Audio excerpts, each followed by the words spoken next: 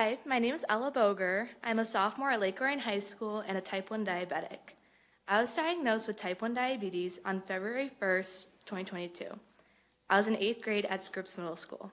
When I was first diagnosed, I felt very alone and scared of what others would think of me. My life had just changed forever. I was out of school for 2 weeks while I was in the intensive care unit, and I was scared to come back to school. Even my parents were scared for me to come back to school. I can have extreme high or low blood sugars at any given time of the day. I want to give you a glimpse into what my school days are like as a type 1 diabetic. My blood sugar spiking into the 300s during a stressful exam, hoping my blood sugar doesn't go low so I won't have to leave class, being scared to tell my teacher that it's not a phone ringing but my glucose monitor, and wondering if people are staring at me because they can see my insulin pump. I didn't ask for this to become my life, but it is now, and I'm used to the weird jokes and looks at my medical devices and overhearing the normal diabetes jokes that are said around the school. But why can't this change? Currently, we have a very low amount of type 1 diabetes education in the high school's required health and biology class. Also, little to no education at all in the younger grade levels.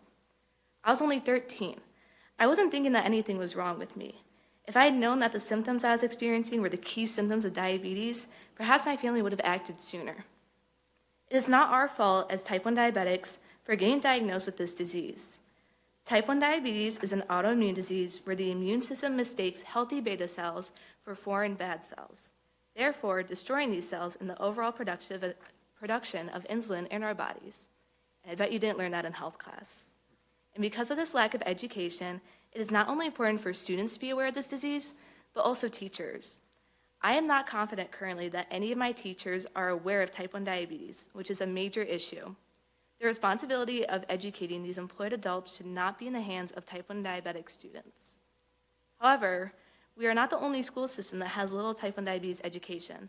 The lack of awareness is around the globe. We need to be the community that changes for the better. The Lake Orion Community Schools must implement proper type 1 diabetes education amongst all grade levels, properly train the employed staff, and institute type 1 diabetes as a discussion point in biology classes, health classes, and general health lessons. Doing so will make us type 1 diabetic students feel less invisible and alone when our disease is brought into the light of discussion. I hope these points are taken into consideration to not only benefit type 1 diabetic students, but our community as a whole. As Dr. Haas always says, we need to protect the thunder. To me, protecting the thunder means discussing hard topics like this, taking action, and bringing the right change to our community. Thank you for your time. Ella, we appreciate you and your courage in being here tonight.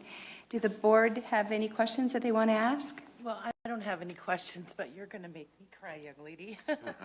Because, Ella was in my sphere when you all found out that you had this. And I just want to tell you that I'm very proud of you. You're going to make a difference. And you handled it like a champ. You really did. Whatever you thought other people were thinking of you, at least in our group, we loved you, and we just wanted you to be okay. And you are. Look at you. Thank you so much. Sorry. Hi, everyone. I want to start off by saying I'm not a golfer, but this is pretty good weather for golfing. If I was a golfer, I'd be very happy. I want to say that I'm very honored to be here for the 16th annual golf outing. And just a little fun fact, I'm almost 16, so for some of you who may have been here since year one, you've been coming basically as long as I've been alive.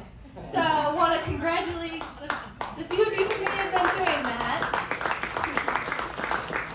So thank you all for coming out to support Breakthrough T1D, which is very near and dear to my heart as I am a type 1 diabetic. My journey started on February 1st, 2022, and this was very unexpected, no family history at all, and it honestly changed my life a lot, but also for the better. I've gotten to learn a lot of things about myself, a lot about my body, a lot about food and my health, and fun fact, heat like this can make my blood sugar go up, can make it go down. There's a lot that affects it. So I've learned that throughout my time of having type 1 diabetes for 2 years. But I also, through all the highs and lows, through the low blood sugars in the middle of the night, through the site changes in the middle of the school day, the exams and going low during exams, it has happened. I get to do events like this. And it's very special because I get to share my story and speak for many others who are also going through similar things as me. And we have a few diabetics in the room, and I know that they can relate to some of the highs and lows, the hardships, but also the good times like this. We can all come together and just raise money for something really good. So I want to thank Ford for choosing Breakthrough T1D as their charity of choice for many years and for supporting kids like me and adults. And it's just really great to come out and support a great cause. The community that comes with it. It's like a feeling like no other, honestly. It's so special, and because like at school, not many have type 1, there's a few, but like being here and just seeing someone with a Dexcom or a pump on their arm, like it's just like, you know them. You already know them, and it's so special to see.